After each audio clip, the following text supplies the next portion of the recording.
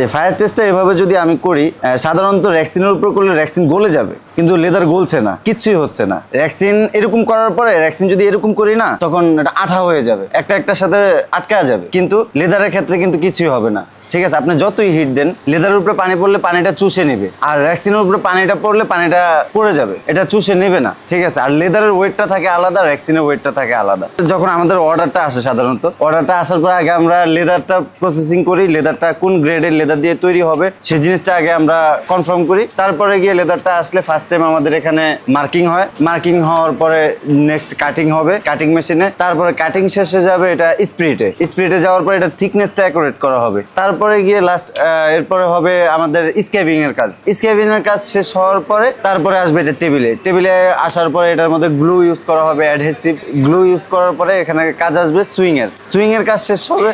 Swing এর কাজ হওয়ার পরে গিয়ে আমরা এটা কিউসি করব, কিউসি করার পরে ফাইনালি তো এখানে এটা আগে কিছুক্ষণ রেখে দিয়ে এরপরে এটা প্যাকিং করে তারপরে গিয়ে ডেলিভারি। আর যার প্রোডাক্ট ওনারা এসে ওনাদের প্রোডাক্টগুলো ওনারা নিজের মন মতো চেক করে নিয়ে যায়। আমরা প্যাটার্ন অনুযায়ী এই যে কাটিং এর এরকম নাইফ তৈরি করে নিয়ে আসি, এখানে কাটিং করা। এই চাবি রিং এর জন্য একটা নাইফই এনাফ, একটা প্যাটার্ন দিয়ে একটা নাইফ তৈরি করা যায়, কিন্তু একটা মানি ব্যাগ তৈরি করতে গেলে বা লং ওয়ালেট তৈরি করতে গেলে মিনিমাম 20 থেকে 25টা প্যাটার্ন লাগে। আমাদের এখানে অলওয়েজ মানে যত রকমের লেদার আছে সবগুলো আমরা স্টক করে রাখি এনে। হ্যাঁ, যে কেউ আসলে মানে যে কোনো ডিজাইন দিয়ে নিজের পছন্দ মতো ডিজাইন দিয়ে লেদার গুলো এখান থেকে করে নিতে পারবো, কোনো প্রবলেম নাই। এখানে পশমের একদম সরাসরি পশমের, যারা পশম দিয়ে তৈরি করতে চায় ওনাদের জন্য পশম দিয়ে তৈরি করতে পারবে। এখানে কাউ লেদার আছে, এরপরে গট লেদার, ছাগলের চামড়া যেটা ওইটাও আছে।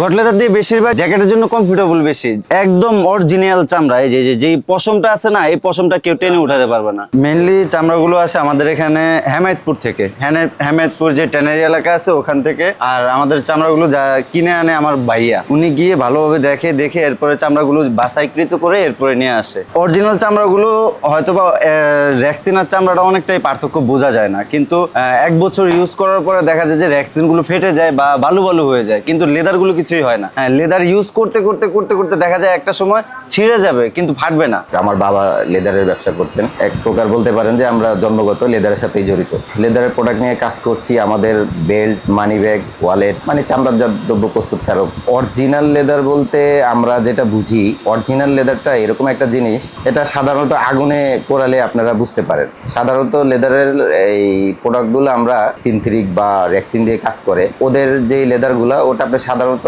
আগুনের কাছাকাছি নিলে ও গলে যেত। আমাদের লেদারগুলো আপনি আগুনে পোড়ালেও অন্তত মিনিট খানিক সময় লাগবে একটু কালো হতে। শুরু করছিলাম প্রথম মানি ব্যাগ, ওয়ালেট দিয়েই। তখন আমরা দেখা গেছে এই যেই কাজগুলো করছি তখন আমাদের মেশিনের অভাব ছিল অনেক, আমরা বিভিন্ন জায়গা থেকে কাজ করে আনতে হচ্ছে, স্ক্যাপিং করতে হচ্ছে, স্প্রিটিং করতে হচ্ছে।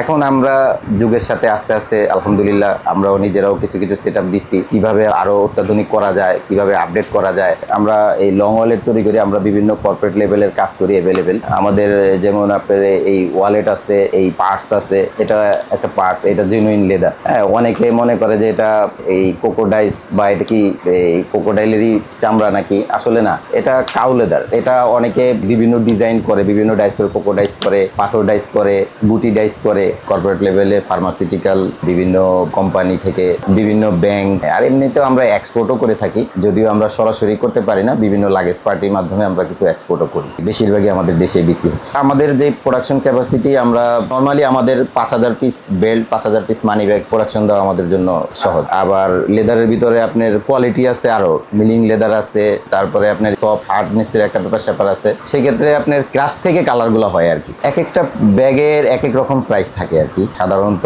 একটা ফাইল ব্যাগ আপনার 2500, 2500, 2600 টাকা এরকম। তারপরে আপনার একটা ট্রাভেল ব্যাগ 3500, 4000, বিভিন্ন রেটের উপরে, বিভিন্ন লেদারের কোয়ালিটির উপরে আপনার ভেরিয়েশন করবে আর কি।